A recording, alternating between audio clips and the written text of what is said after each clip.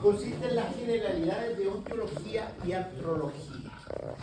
¿Qué es lo que son osteología y artrología? Osteología son los huesos y la artrología son las articulaciones.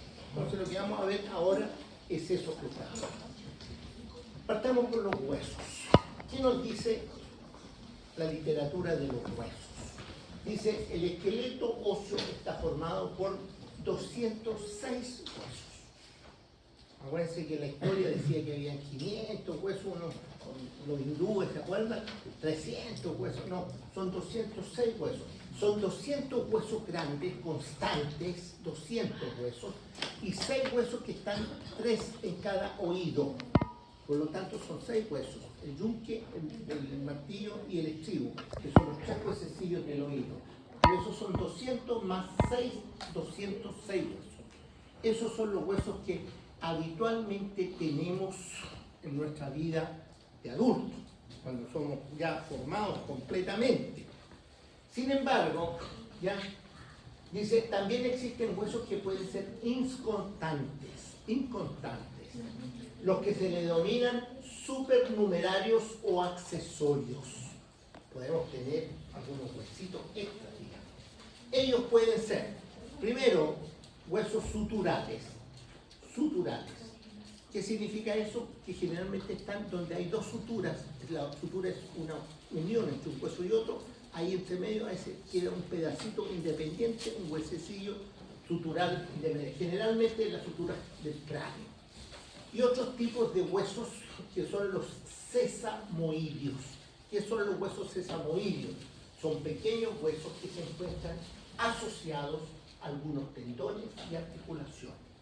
Por ejemplo, la patela, lo que antiguamente le llamaban la rótula, es un hueso sesamoideo, porque está asociado a un músculo, ¿ya?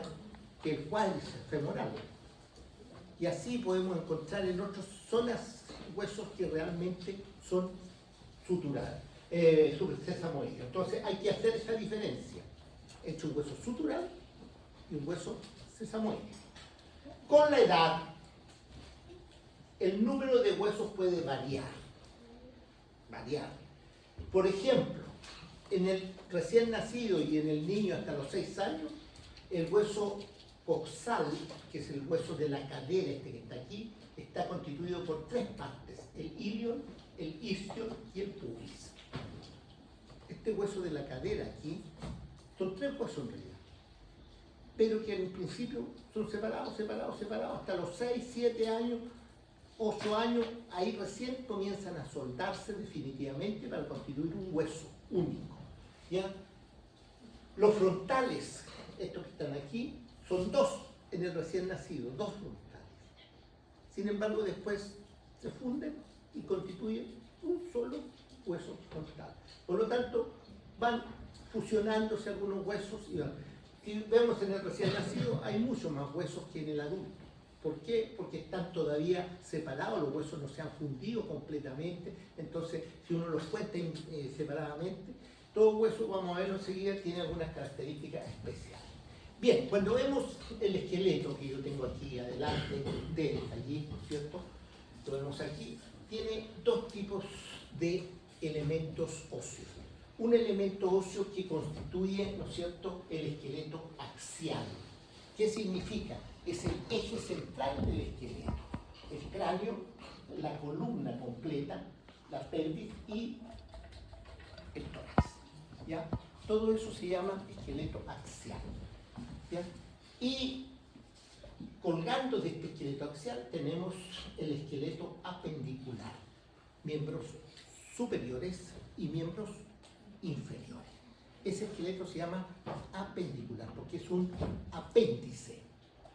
Al principio nosotros somos una estructura y después comienzan a crecer hacia el lado los miembros superiores y hacia abajo los miembros inferiores. Son como apéndices que aparecen posteriormente. Por lo tanto, los dividimos nosotros en axial y apendicular. Cuando vamos a ver los huesos, nosotros tenemos que comenzar a estudiarlos desde el punto de vista de sus características. Y por ejemplo, vamos a encontrar huesos donde la longitud del hueso es extremadamente mayor que el resto de sus otros diámetros. Este hueso, por ejemplo, se llama fémur, es el hueso, ¿no es cierto?, del muslo que tenemos aquí en el muslo. Este fémur, ¿no es cierto?, este húmero, perdón, no es fémur, húmero y fémur son huesos largos. Este húmero, el hueso de aquí, del brazo. Y este húmero es un hueso largo, ¿por qué? Porque predomina la longitud sobre el resto de los dientes. Entonces, el primer hueso que tenemos se llama hueso largo. Hay varios huesos largos, algunos que no son tan largos, pero son largos, ¿ya? Igual. Tenemos otro tipo de hueso. Este hueso, se fijan, es más o menos cuadrado, por lo tanto se llama hueso corto. Los huesos del pie, los huesos de la mano, específicamente, ¿no es cierto?, la zona del carpo, la zona del tarso, corresponden a estos huesos que son huesos cortos. Por lo tanto, tenemos un tipo de hueso que es largo, otro hueso que es corto. Tenemos un hueso plano, como la escápula que vemos aquí. Este hueso es aplanado, ¿ya? Este hueso es muy delgadito, muy planito. Ustedes lo van a ver después en el práctico, lo van a tener en sus manos y ahí les van a explicar bien los tipos de huesos. Tenemos huesos que no podemos considerarlos ni largos, ni cortos, ni aplanados, porque tienen un montón, ¿no es cierto?, de salientes, como estas vértebras que vemos aquí. Estos huesos son irregulares. Por lo tanto, tenemos huesos largos, huesos cortos, huesos planos, y vamos a los huesos irregulares. ¿Ya? Ustedes van a ver, vamos a partir por los huesos irregulares en las primeras clases, ¿ya? Y finalmente tenemos este hueso que es muy especial. Esta es una maxila, aquí. Parte de lo que ustedes van a trabajar. Fíjense lo que hay aquí. ¿Qué es lo que son estos?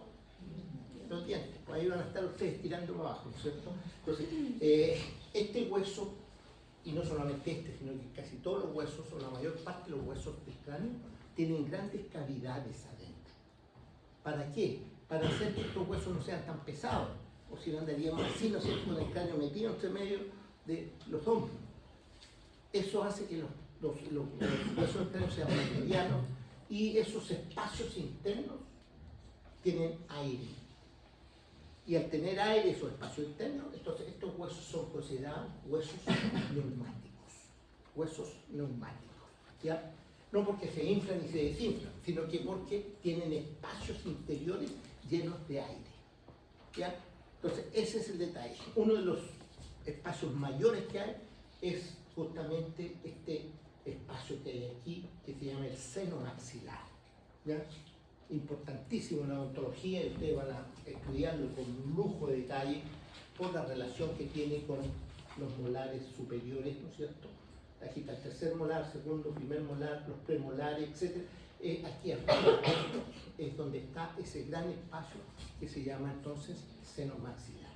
Entonces, cuando clasificamos los huesos, podemos decir hueso largo, hueso corto, hueso plano, hueso irregular y hueso neumático. 5 tipos de huesos que no debemos, ¿no es cierto?, olvidar. Señorita, usted. ¿Y los sesamoides? No, los sesamoides son huesos que están relacionados con articulaciones. No tienen nada que ver, pueden ser, son cortos en general, son muy pequeñitos, ¿ya? Esta es la clasificación general. Los sesamoides son otro tipo de huesos, son huesos supernumerarios, ¿ya? Bien, ¿cómo es un hueso largo? Un hueso largo, ¿cómo es? El hueso largo lo vemos allí. Este es el fémur. Este es el hueso del muslo. Ustedes ven que el fémur tiene una epífisis. Esto se llama epífisis. Esta parte terminal aquí se llama epífisis. Y esta otra que está acá abajo también se llama epífisis. Pero esta epífisis que está aquí, si yo tomo el esqueleto, ¿cierto?, y lo traigo para acá, para que ustedes lo vean, ¿ya? Aquí tengo este huesito, ¿ven? ¿Lo ven aquí o no? Ahora, este hueso, si yo levanto el miembro del individuo, tiene una parte que siempre va a estar cerca de ¿qué cosa? Del esqueleto axial, ¿se dan cuenta? Y una parte que siempre está más alejada del esqueleto axial. Entonces hay una parte proximal y una parte que es distal. Entonces por eso se habla de epífisis proximal, y acá abajo tenemos, para que vean ustedes, la epífisis distal. ¿Se dan cuenta? Entonces ahí se ve Se ve el detalle. Aquí está la epífisis proximal. Entonces, los huesos de los miembros, todos los huesos de los miembros, superior e inferior, como tienen un punto en el cual ellos se anclan al esqueleto axial, todo lo que está más cerca de ese punto del esqueleto axial se va a llamar proximal. Este hueso que está aquí, que se llama tibia, ¿lo ven aquí o no? Este que está aquí, tibia, tiene también una epífisis proximal y una epífisis distal. Aquí hay otro que se llama fíbula, ahí atrás, esa es fíbula, tiene una epífisis proximal y acá abajo una epífisis distal. Y así sucesivamente, lo mismo en el miembro superior, sucede lo mismo. ¿Por qué? Epífisis proximal, distal. Y aquí los huesos de aquí, proximal, distal, y así sucesivamente. Todo lo que está más cerca de acá va a ser proximal. Todo lo que está más lejos para acá va a ser siempre distal. Entonces, esa terminología es la que salía en la lista que yo les presenté hace un momento. Vamos a estar por aquí descansando a nuestro esqueleto. ¿Ya? Entonces, ahí lo tenemos claramente. Ahora, el hueso en sí, cualquier hueso, además de las dos epífisis, tiene una unión aquí entre las dos epífisis. Y esta unión se llama el cuerpo del hueso. Entonces ahí tenemos nosotros, y ese cuerpo del hueso tiene el nombre de diáfisis. Esta es la diáfisis y estas dos son las epífisis. Esos son los huesos largos esencialmente. ¿Cómo están estructurados internamente? Si yo corto un hueso internamente, ¿qué voy a encontrar dentro del hueso? Dentro del hueso, en la epífisis, generalmente, ¿qué encuentro? Encuentro tejido esponjoso, es decir, una especie de esponja, que son trabéculas óseas que están envueltas por tejido compacto. En cambio, el cuerpo, ¿qué tiene? Tiene, ¿no es cierto?, un espacio interior, donde está la médula, ¿no es cierto?, la médula del hueso, la parte medular del hueso. Y acá está la epífisis distal, que también tiene tejido esponjoso. Ahora, todo este hueso que está aquí, tanto la parte proximal, distal, como su diáfisis, está envuelto por fuera, ¿por qué cosa? Por una delgada capa de tejido conectivo. Una delgada capa de tejido conectivo. Y esa delgada capa de tejido conectivo se denomina periósteo. Peri está alrededor de el hueso óseo. Entonces, ahí hablamos de lo que nosotros conocemos como el periósteo. ¿Por qué existe periósteo? Porque un hueso, si ustedes se pegan en un hueso, un canillazo, por ejemplo, que se pegue, ¿duele o no duele? ¿Ah? Sí, pues entonces el periósteo tiene ¿qué cosa? Terminaciones nerviosas que captan dolor. Además llevan vasos sanguíneos para el hueso y eso va por el periósteo. Por eso existe esa membrana externa que se llama el periósteo. Aquí tienen un hueso esponjoso, fíjense cómo son las trabéculas. En esto es trascendental entender que hay huesos que tienen un trabeculado espectacular porque hacen palanca, una palanca tan firme que el trabeculado tiene un ordenamiento bien específico. ¿Para qué? Para que el hueso no se fracture fácilmente. O si no, se nos rompería el hueso a la primera de cambio. Por ejemplo, este hueso es el hueso, el talus. El calcáneo, ese es el calcáneo. El hueso que está en el talón del pie. Y fíjense que todo nuestro cuerpo cae sobre el talón. Por lo tanto, internamente, este hueso que es corto, ¿no es cierto?, va a tener todo este trabeculado dentro. Va a ser un hueso extremadamente firme, difícil de romperse. Tiene que haber un golpe extraordinario para que se rompa. Lo mismo podemos decir, por ejemplo, aquí. Fíjense que aquí está la cabeza del fémur. Esta es la que articula con la pelvis. Y aquí hay un cuello, este cuello que está aquí. Y aquí viene el hueso. Todo el peso de nuestro cuerpo baja y llega aquí a la cabeza. Y de esta cabeza tiene que pasarse al cuerpo y pasa por este cuello. Por lo tanto, lo más común cuando uno tiene algún golpe más o menos violento es que se fracture el cuello del fémur, porque es el lugar donde habitualmente ocurren fracturas cuando los golpes son violentos. Un choque, por ejemplo, en un choque violento se fractura con mucha facilidad. ¿Ya?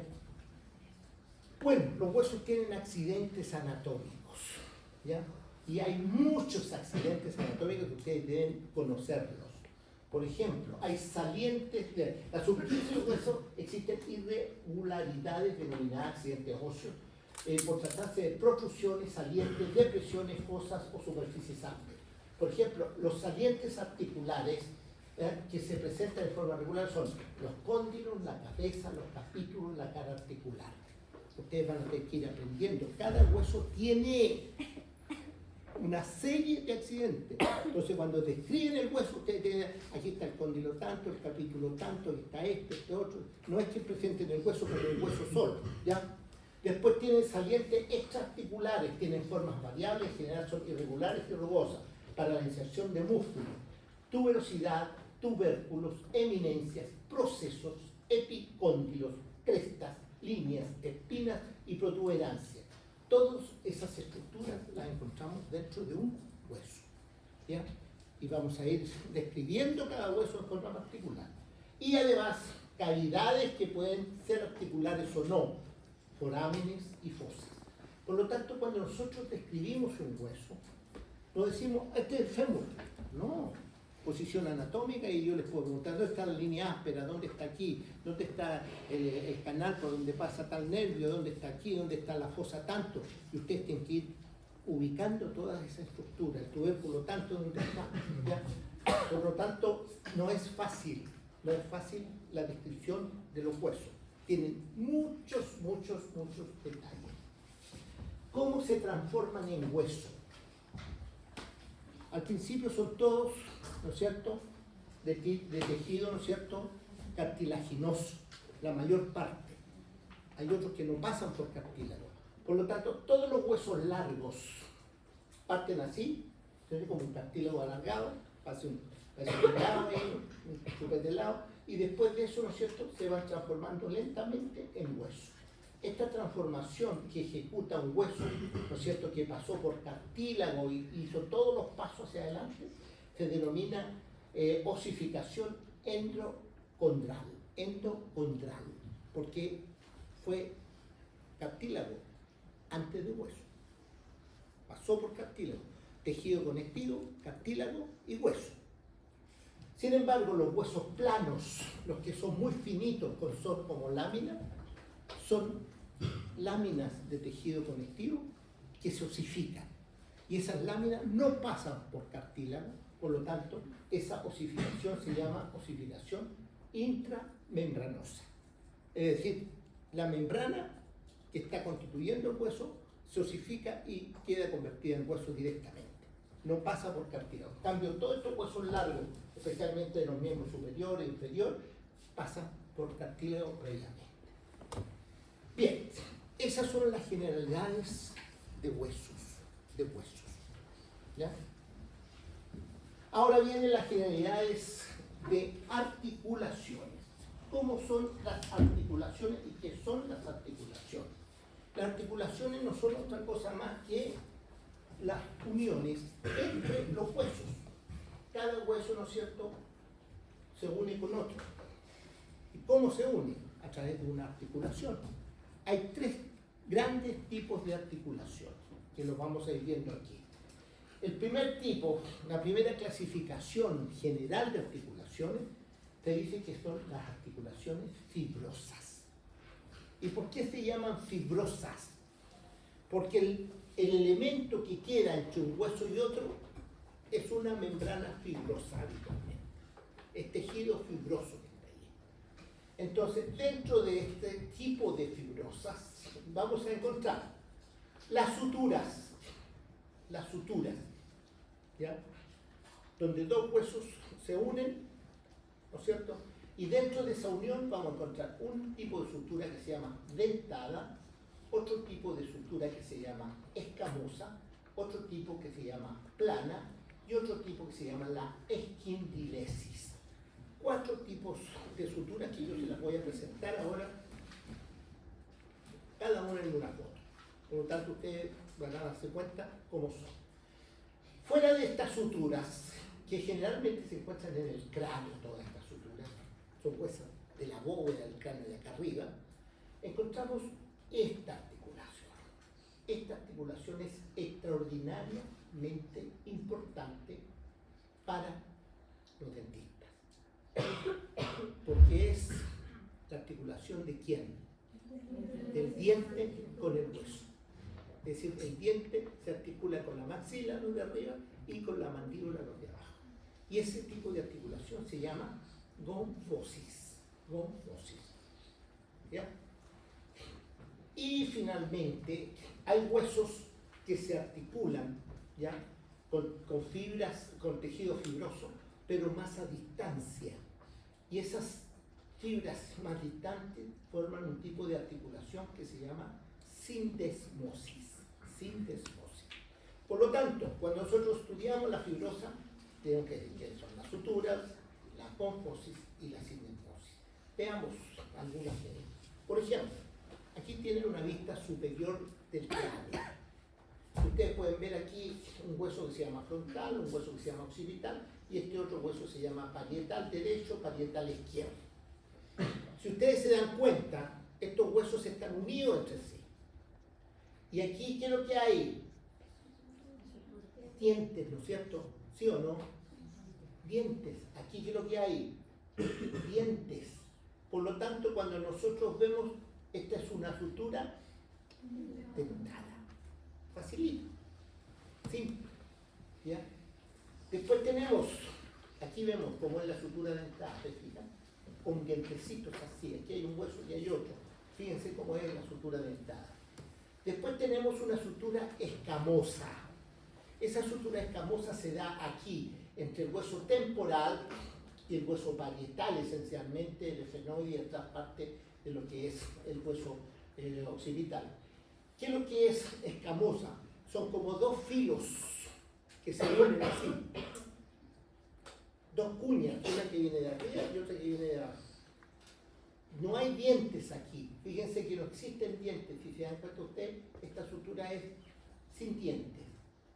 Pero ¿cómo se unió? Porque una bajaba y la otra subió. Entonces las dos se unieron de esta manera, se juntaron así. Esta sutura entonces se denomina dentada. Esta sutura única en nuestro cuerpo humano, única, es una sola que existe en el cuerpo humano, se llama esquindilesis y está localizada bajo el cuerpo del efenoide, que es este hueso, en relación con este otro huesito que es del septo nasal, ¿ya? Que se llama vómer. Entre el vómer y la parte inferior del cuerpo del efenoide existe una esquindilesis, que es como la quilla de un barco que se metió, ¿no es cierto?, en una estructura de esta forma. La quilla se metió aquí y la otra estructura la recibió de esta manera. Esa es la única articulación que se llama esquindilesis. Hay una sutura plana, donde dos huesos se unen frente a frente, no hay dientes, ni tampoco corte salicel, ¿ya? Sino que uno se juntó con el otro, en forma plana. De ahí que viene el nombre de sutura plana. ¿Estamos? Entonces, 4 suturas. 4, ya hemos visto. Cuando las suturas en una etapa tardía de nuestra vida se soldan finalmente y desaparecen como sutura, nosotros hablamos de una sinostosis. Sinostosis, por ejemplo, aquí en este hueso hay sinostosis porque están fundidos, están soldados las estructuras que forman este hueso. Entonces ahí tenemos una sinostosis. Y aquí vemos la gonfosis. ¿Se dan cuenta? Ahí está la gonfosis. La gonfosis es como esta pieza, que es una pieza dentaria, un molar, ¿no es cierto?, se metió con sus raíces dentro de lo que es el espacio mandibular para fijarse a través de una articulación que se llama gonfosis. Esta articulación tiene vasos sanguíneos, tiene terminaciones nerviosas que hacen que lógicamente puedan actuar, ¿no es cierto?, en el momento. Por eso es que nos duele una pieza dentaria y sentimos el dolor. ¿Por qué? Porque hay terminaciones nerviosas, hay gran cantidad de vasos sanguíneos. Aquí hay sindesmosis, ¿se dan cuenta? Miren, aquí hay un hueso que se llama sacro, aquí hay un hueso que se llama coxal, que es el hueso de la cadera, y aquí hay ligamentos. Ahí vemos un gran ligamento, el sacro tuberoso, acá otro sacro espinoso, acá está la membrana obturatriz, obturatoria. Estos son sindesmosis, son ligamentos a distancia. Esa es la primera clasificación que hay dentro de las articulaciones. La segunda clasificación dentro de estas articulaciones son las cartilaginosas. La otra era fibrosa. ¿Qué significa que sean cartilaginosas? Hay un fibrocartílago entre los dos huesos. Y aquí hay dos tipos, no más, dos tipos, ¿ya? La sicondrosis y la sínfisis, ¿ya? La sínfisis y la sicondrosis. Estas dos tipos son articulaciones bastante particulares. ¿Por qué? Porque, por ejemplo, entre la primera costilla que está aquí y el esternón, ¿no es cierto?, este cartílago esternal finalmente se osifica, y al osificarse aquí se forma una sicondrosis. Al principio, ¿no es cierto?, no era osificado y después pasa a ser un hueso único. Ustedes lo van a ver después también en la primera costilla, siempre está unida directamente, parece que un hueso más, ¿ya? Eso es una sicondrosis, es decir, las sicondrosis se funden transformándose en hueso. En cambio, la sínfisis no, que es el segundo tipo. Las sínfisis tienen un fibrocartílago ahí entre medio, y ese fibrocartílago ya nunca se transforma en hueso. Por lo tanto, permanece siempre como una unión entre dos huesos. Y eso se llama sínfisis. La más característica es la sínfisis del pubis, ¿ya?, que la vemos aquí. ¿Ya? Hay otra sínfisis en otro lado que después la van a ir estudiando ustedes.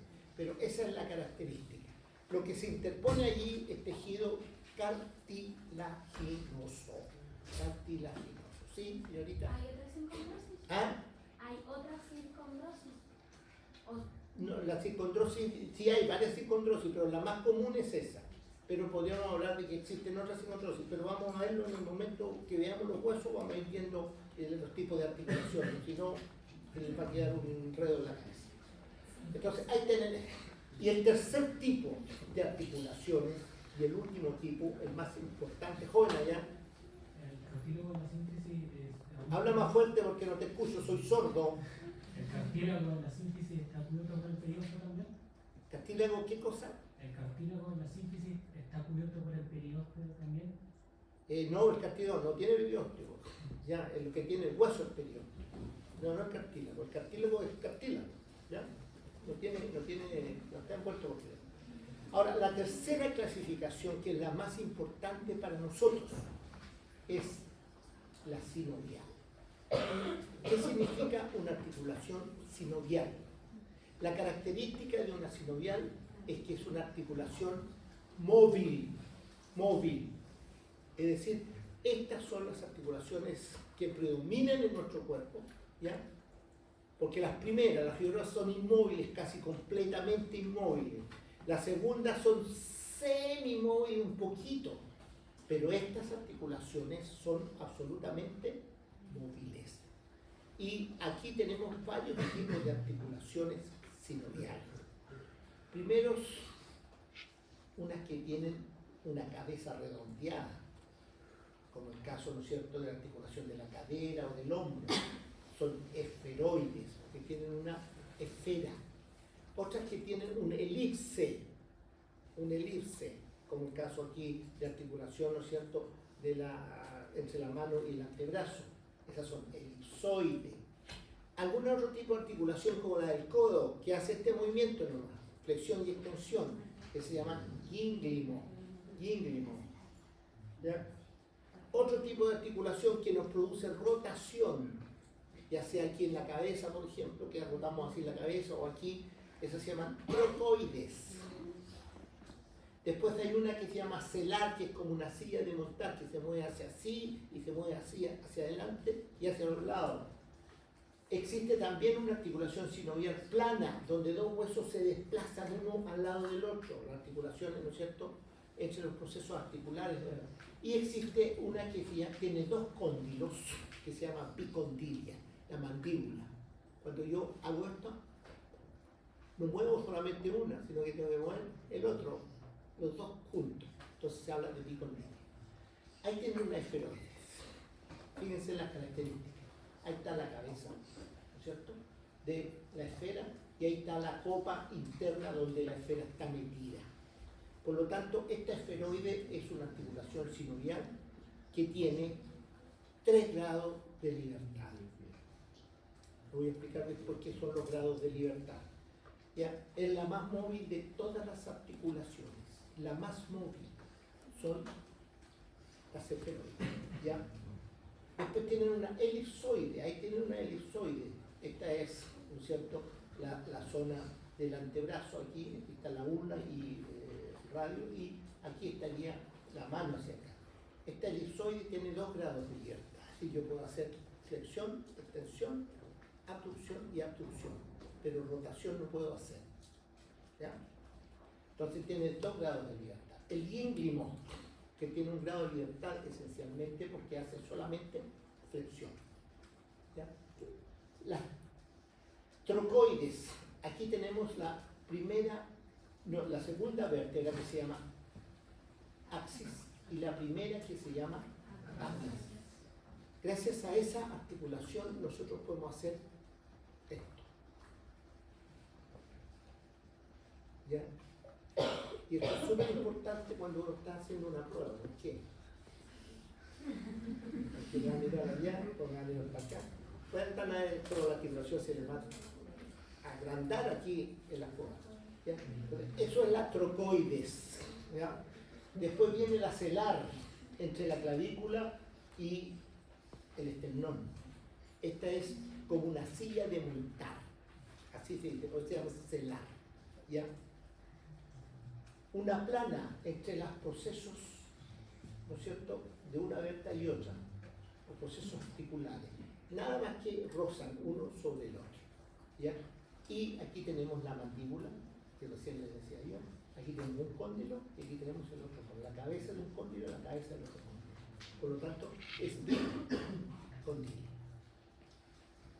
Ahora, ¿cuáles son las características de una sinovial? ¿Qué tiene que tener una articulación para ser sinovial? Fuera del movimiento, lógicamente, que es fundamental. Primero tiene que haber superficies articulares en un hueso y en el otro hueso. Son 2 huesos que tiene, si uno tiene una cabeza, el otro tendrá una copa por el otro lado. Si uno es plano por un lado, el otro es plano aquí. Y así sucesivamente. Si uno es alargado en forma, ¿no es cierto?, elipsoidea, el otro también tiene que tener una saliente elipsoidea. Es decir, superficies articulares. ¿Ya? Habitualmente, entre un hueso y otro puede haber un disco articular, ¿no es cierto?, que estaría como compaginando esa articulación. Y ustedes lo van a ver muy bien aquí en la ATM, en la articulación temporomandibular, donde hay un tremendo cartílago articular. Pero todas estas articulaciones óseas están cubiertas. ¿Por qué cosa? Por cartílago articular hialino, por un cartílago articular hialino. Algunas articulaciones, cuando son muy planas y no encajan perfectamente, tienen unos discos pequeños que suplen los espacios. Especialmente eso es la articulación de la rodilla. Y esos discos pequeños se llaman meniscos articulares. ¿Ya? Y nosotros en las rodillas tenemos meniscos, en la articulación temporomandibular tenemos meniscos. ¿Ya? Tenemos labio articular y tenemos una cápsula articular. ¿Qué es lo que es una cápsula? Es lo que rodea la articulación. Cuando nosotros vamos a ver es una articulación, nunca la vamos a poder disecar y mirar al tiro. No, ella está envuelta completamente cerrada en una cápsula articular, ¿ya? De tejido fibroso, que se funde en el hueso que está proximal y el resto en el hueso que está distal. Por lo tanto, para poder ingresar a la articulación, tenemos que romper la cápsula y enseguida, recién, nos entramos dentro de la articulación. Ahora, ¿para qué sirve esta cápsula articular? Esta cápsula articular tiene por fuera una membrana fibrosa resistente que ayuda a mantener los huesos en su posición y por dentro tiene una membrana, ¿ya?, delgada que se llama membrana sinovial. Y esta membrana sinovial tiene glandulitas pequeñas que están secretando un líquido que mantiene la articulación con un líquido como si fuera un aceite, ¿no es cierto?, que ayuda a que la articulación pueda funcionar correctamente. ¿Bien? Esta membrana sinovial secreta sinovia, que se llama líquido sinovial. Y ese líquido sinovial es el que hace que las articulaciones puedan, ¿no es cierto?, estar en buenas condiciones y se puedan mover sin problema. Ahora, esta cápsula articular, si bien el tejido fibroso que une un hueso con otro, no siempre es tan resistente para soportar todos los movimientos de esa articulación, y para esa resistencia se le añaden, ¿qué cosa? Ligamentos. Ligamentos. Y estos ligamentos pueden estar por fuera de la cápsula, son extracapsulares, pueden ser parte de la cápsula, los capsulares, o bien algunos pueden, como el caso de la rodilla, los ligamentos cruzados, pueden estar dentro de la cápsula, y estar dentro de la cápsula serían intracapsulares. Por lo tanto, estos ligamentos refuerzan a esa articulación cuando se mueve. Aquí, por ejemplo, tienen el hombro. Fíjense que esta es la cabeza del húmero, ¿ya? Y aquí hay cartílago, ¿no es cierto?, articular, que está cubriendo todo el hueso. Y acá también tenemos cartílago articular. Y aquí estaría, ¿no es cierto?, esa bolsa, y todo esto negro que está aquí es líquido que está dentro de la articulación, ¿ya? Por eso es que nuestra articulación puede moverse sin ningún problema. Está reforzada por muchos ligamentos. Ustedes pueden ver que hay muchos ligamentos asociados a la unión entre lo que es la escápula y el húmero, ¿ya? Hay elementos, ¿no es cierto?, que vemos claramente, incluso músculos que están allí también. ¿Cuáles son los movimientos articulares más frecuentes? ¿Cuáles son? Aquí están los movimientos que nosotros tenemos de una articulación sinovial. En primer lugar, tenemos un movimiento que se llama flexión. Si yo, por ejemplo, tengo mi miembro superior estirado aquí y hago así, ¿qué estoy haciendo? Flexión, ¿no es cierto? Pero si yo hago así, ¿qué estoy haciendo? Extensión. ¿Se dan cuenta? Entonces tengo flexión, extensión. Ahora, si yo quiero flectar el hombro en relación al cuerpo, ¿cómo lo hago? Flexión. ¿Se dan cuenta? Extensión. Flexión, extensión. Estoy moviendo el hombro aquí. Aquí moví el codo. Aquí puedo mover la articulación entre la mano y el antebrazo. Flexión, extensión. ¿Se dan cuenta? Entonces yo voy teniendo... Segundo movimiento. Abducción y aducción. ¿Qué significa? Significa que está más cerca de la línea mediana o más lejos de la línea mediana. Por ejemplo, yo tengo este miembro superior y lo pongo en aducción. Ahí está en aducción. ¿Vean? Pero yo puedo decir, póngamelo en abducción. Abducción. Ahí está en la abducción. Más lejos de la línea. Entonces tengo aducción abducción. Aducción y abducción. ¿Se fijan? Después tengo rotación. Rotación medial y rotación lateral. Eso se da esencialmente en el hombro. Por eso tomamos esta articulación como base. Porque es una articulación sinovial, ¿no es cierto? Esferoide que tiene todos los movimientos. Y ahí están todos los movimientos. Entonces, si yo pongo así el brazo aquí, así, yo puedo hacer este movimiento así, ¿no es cierto? Estoy haciendo una rotación medial. Estoy rotando hacia la parte medial. Pero si yo hago este que está aquí, hago una rotación lateral. Roto lateralmente. Ahí estoy rotando lateralmente, ahí, y ahí estoy rotando medialmente. Entonces tengo rotación medial y rotación lateral. Estos movimientos son rotación, rotan sobre su eje. Sobre su eje. Pues esa es. Ahora, cuando yo tomo en cuenta la flexión, la extensión, la abducción y la aducción, juntas las cuatro, es decir, yo hago esto.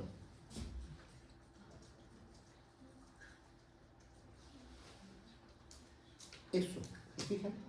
Aquí estoy en aducción, aquí estoy en extensión, aquí estoy en abducción y aquí estoy en flexión.